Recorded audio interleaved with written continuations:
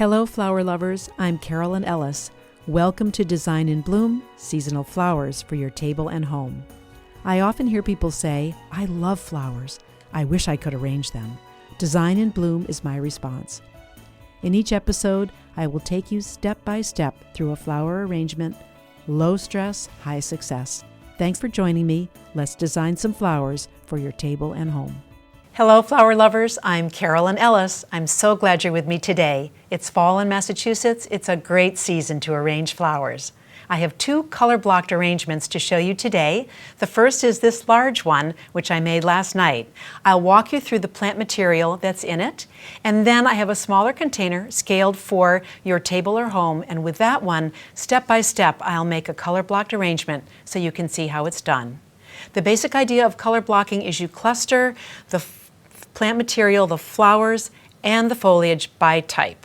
So here in the front, I've chosen orange lilies, pale orange and yellow protea. Coming around, these are red fruit clusters. They're from a sumac tree, and I harvested them along the parkway near where I live. Also harvested are rose hips. There are green ones that you can see, and some red ones here too.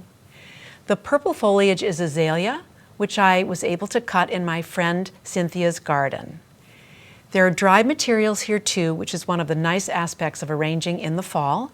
We have a wildflower, and we have preserved oak leaves. They are tinted red, and they stand out just beautifully against these sumac fruit clusters. So I'll get this to you so you can have another look at the front, and then we will move on to the smaller arrangement. Here's the container I'm going to use for the step-by-step arrangement that's color blocked. Remember, the goal here is always low stress, high success. I'll take you through this step by step. First, let me show you the container. It's a container I've used before, a compote, a lovely modern bowl on a little foot. And it's deep enough so that as the stems go in, they'll keep their balance and the flowers and foliage will actually stay in the arrangement.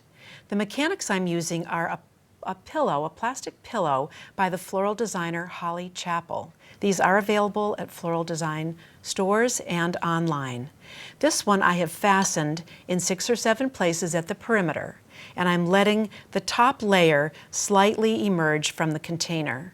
This is a great mechanic because the top and bottom have these hexagonal honeycomb openings, and they allow you to drive the stems in through 2 holes, which gives lots of flexibility with the angles and also holds things in place really nicely.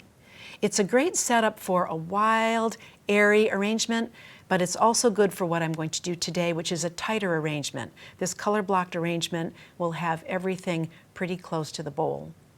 I'm going to begin with azalea that I clipped from my friend Cynthia's garden. It is burnished purple from the fall, and I'm going to cut the stems fairly short and just begin to tuck them in. I'm going to start low at the rim of the container and work my way up. These have a wonderful rosette with next spring's bud right there. And I'm putting them in at what we can think of as 1 o'clock on the clock. My plan for this arrangement is a 3-pointed star, so I'll be working at 1 o'clock, 4 to 5 o'clock, and 9 to 10 o'clock. You'll see what I mean. Let's get all this in here. When I chose the flowers for the larger arrangement that I showed you, I was thinking about their color, their size, their texture, and their form. The same is true of foliage. So let me turn this around and you see how this is shaping up. Again, it's color blocked, so I've grouped this all together. Then I'm going to use hosta, again from my friend Cynthia's garden. She has a beautiful garden locally. These hosta leaves are wonderful because they're slender and they're pointed. They're also creamy and green, they're variegated.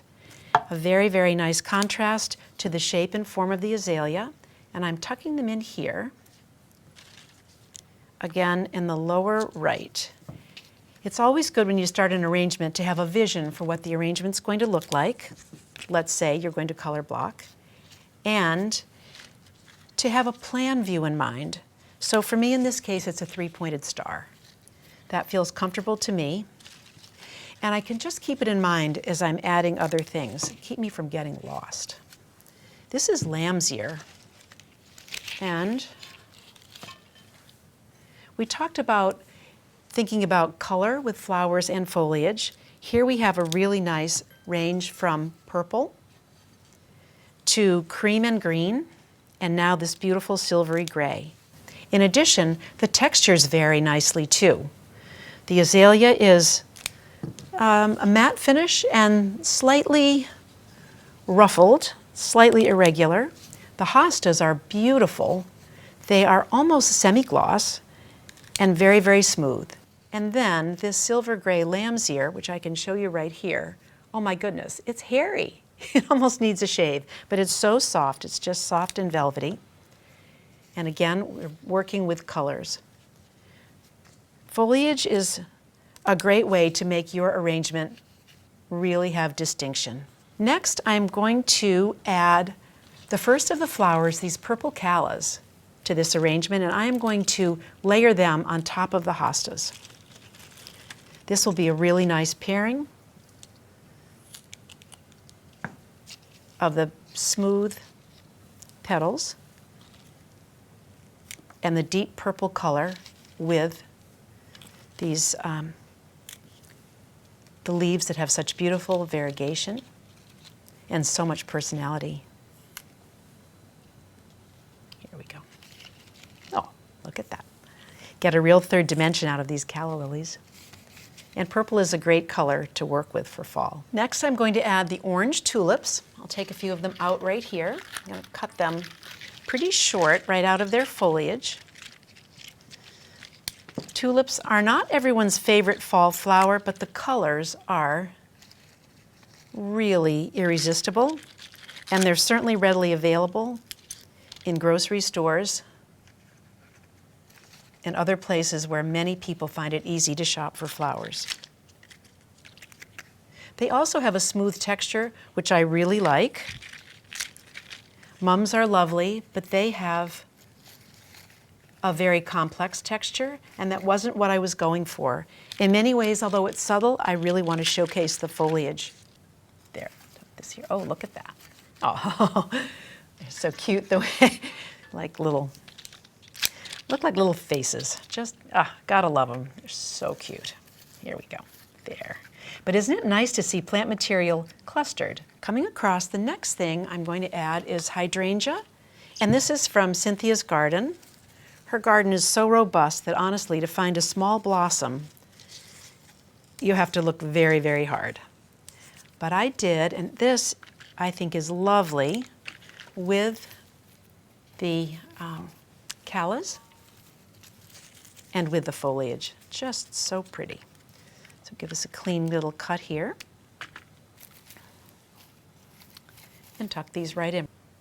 So here's where we are at the moment.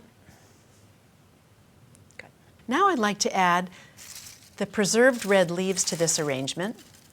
Tucking these in, they offset the purple callas very nicely. I'm going to let these just ride high right here. There. Something very important to do with your flowers, of course, is to get them ready before you begin to arrange. You see I've cleaned them up and they're in separate containers here by type. We call that conditioning, and conditioning is important because it gets your flowers clean, it gets them organized, it gives you a chance to spend a little time with them and to get a sense of their personality, what they look like in profile, what they look like head on, and you get really familiar with them so you know what you might want to do with them. The next element I want to add is some of these rose hips, and they are going to float right over here. There'll be an offset to the red leaves. These are a treasure when you find them. Again, I found them along the parkway. Some were green, which I've never seen before. That looks great. And these red ones are just ripe and ready for the picking. So that was a happy day. The other thing I want to add to this is some pumpkins from the pumpkin tree plant. It's a form of eggplant, ornamental eggplant. So let's see how these tuck in. They should really be a very sweet and fun addition. I think I'm close to being finished. That looks so nice. Really pulls, I'll show you, really pulls together the wonderful rosy orange of those tulips. Sometimes you think, is this red or is this orange or is this pink? It's very hard to tell sometimes. So I'm excited about that. I think I'm put another piece in. I'm so excited about it. Let's just see how we do here. Great. Come back around, tuck this right in here. There. Oh, I like that. I'm pleased with that. Looks great.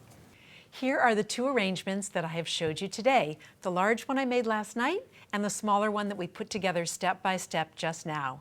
Interesting to contrast and compare them, isn't it? As you know, I chose the flowers for their color, their size, their form, and their texture. And the same can apply to foliage, whether you're looking in your garden or whether you're looking in the place where you're buying your flowers. Foliage comes in many colors and many sizes and textures, so use that to your advantage. Working imaginatively with foliage can give your arrangement real distinction. Also, have a vision for your arrangement when you start. What do you want it to look like? And that will help you when you choose your container and the mechanics you'll use to hold the flowers in place. Additionally, you want to have a plan view. As I explained, I see this arrangement as a three-point star, and that has really helped me. It's anchored me as I've been building the layers from at the rim up closer to the center. So flower arranging should be low stress, high success, and with some of the guidelines I've given you, you just have to try it and do it. The more you practice, the better you'll get, and the more a joy it will become for you. Thanks for joining me. I'm Carolyn Ellis. This is Design in Bloom, arranging seasonal flowers for your table and home.